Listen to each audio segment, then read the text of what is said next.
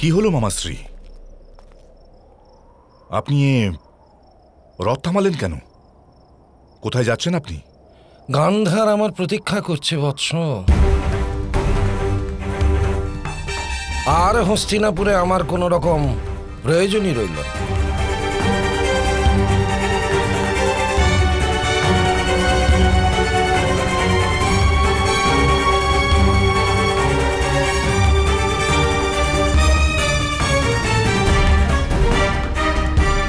এ কি বলছেন মামাশ্রী?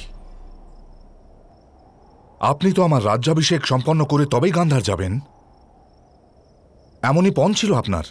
রাজ্যাভিষেক? তোমার রাজ্যাভিষেক তো ঘটতেই পারবে না বাছা আমার। আমি সমস্ত জীবন তোমাকে রাজা করারই প্রয়াস করেছি, কিন্তু এখন নিজেকে পরাজিত মনে হচ্ছে আমার। কেন পরাজিত ভাবছেন মামাশ্রী? পাণ্ডবদের জীবিত দেখে? কিন্তু আমি এখনো যুবরাজ, আমার পাণ্ডবপুত্রদের নিয়ে কোনো ভয় নেই। যদি ওদের সাথে পাঞ্চালের সামর্থ্য যোগ হয়ে থাকে, আমার কাছেও হস্তিনাপুরের সৈন্যবল আছে।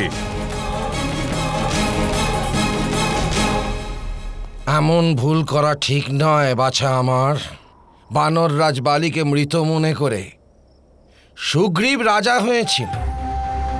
যখন বালি জীবিত ফিরে এলো, তখন সুগ্রীবকে শুধু রাজপদই ত্যাগ করতে হয়নি, তাকে কিষ্কিন্ধা নগরী পরিত্যাগ করতে হয়েছিল। প্রথম যুবরাজ জীবিত আছে কথা জানলে কেউ তোমাকে যুবরাজ বলে মান্য করবে না।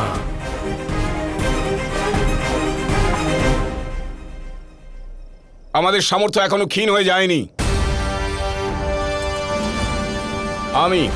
আমি আমার সামর্থ্যের বলে মিত্র দুর্যোধনের রাজ্যাভিষেক করাবো।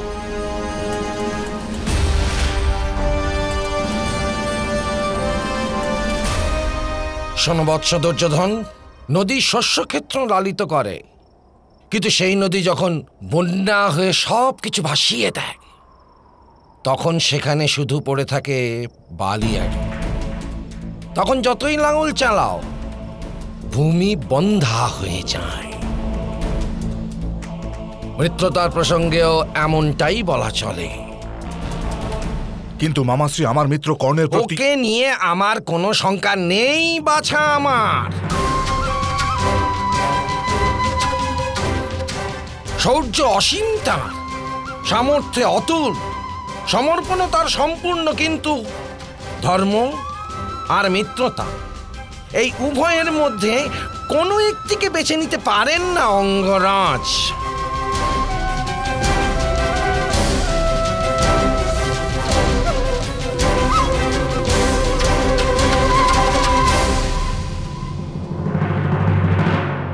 আজ যদি তিনি ভীম আর অর্জুনকে বধ করতেন, যদি তার মনে ধর্ম আর উদারতার বিকার না ঘটত, তবে তুমি আজ সহজেই এ রাজ্যের উত্তরাধিকারী হতে পারতে।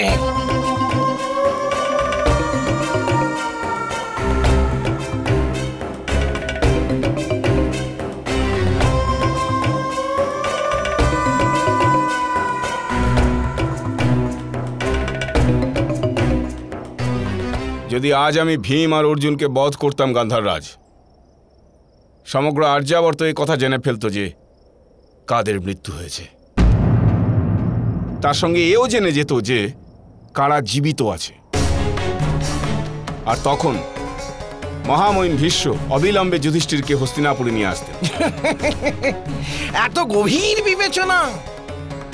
গভীর বিবেচনা করে আপনি আজ যুদ্ধ না করার সিদ্ধান্ত নিয়েছিলেন অঙ্গরাজ কর্ণ।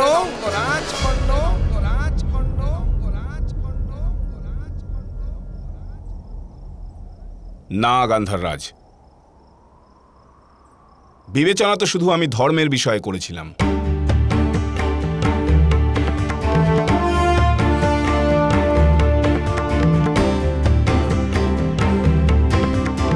এক সমর্থ যোদ্ধার এই ধর্ম যে সে নিজের বিজয়ের জন্য সংঘর্ষ করে, অন্যথা অন্যের বিজয়ের প্রশংসা করে।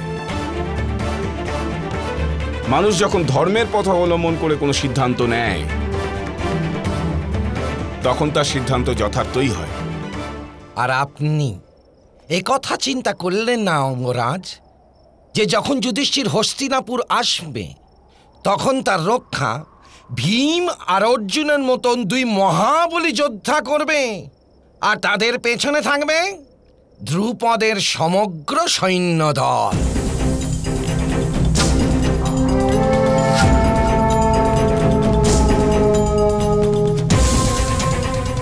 একটা কথা স্মরণে রেখো বাছা আমার,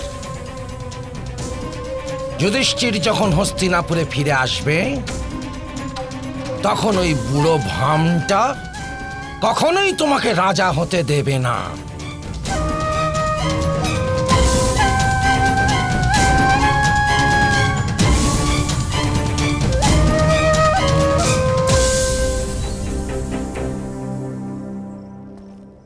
মামাশ্রী, আপনি কোনো উপায় বলুন।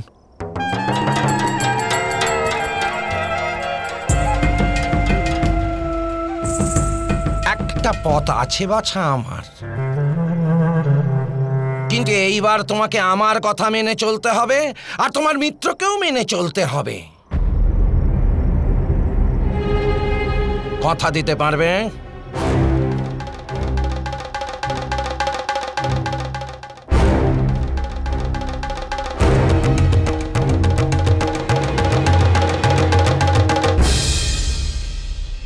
কথা দিলাম মামাশ্রী।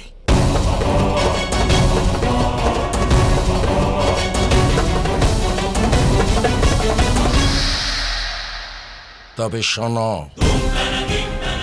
পঞ্চ পাণ্ডব জীবিত এই সংবাদ হস্তিনাপুর নগরে সবাই অবগত হয় তার পূর্বে তুমি নিজের রাজ্যাভিষেক করিয়ে নাও।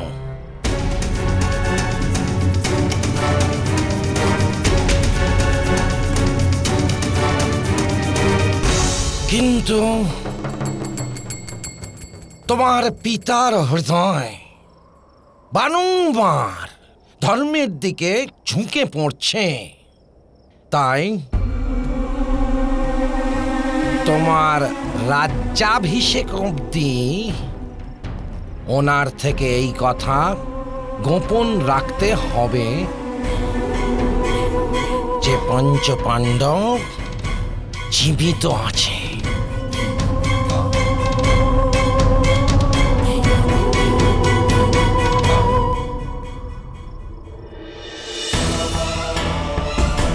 যুধিষ্ঠিরের রাজ্যাভিষেক এখনো হয়নি বাছা।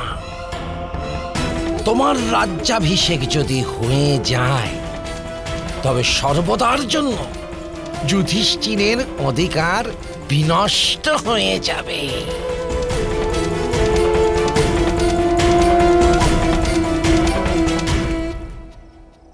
আর পাঞ্চালের রাজকুমারীর সঙ্গে এই বিবাহে কোনো লাভই হবে না বাছা আমার।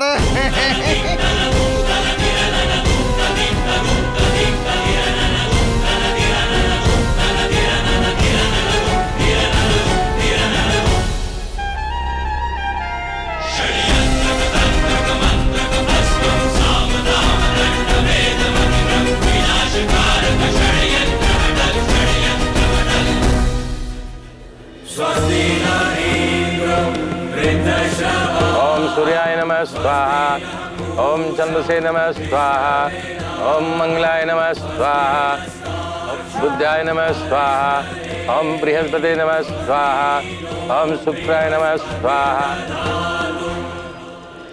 सुमंगलीरियं वधूरिमां समेत पश्यत् सौभाग्यस्मै दत्वाया हस्तं विपरेतन् गृह्णामि ते सौभगत्वाय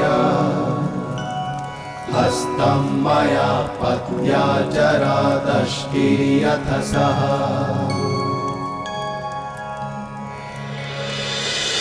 महाभारत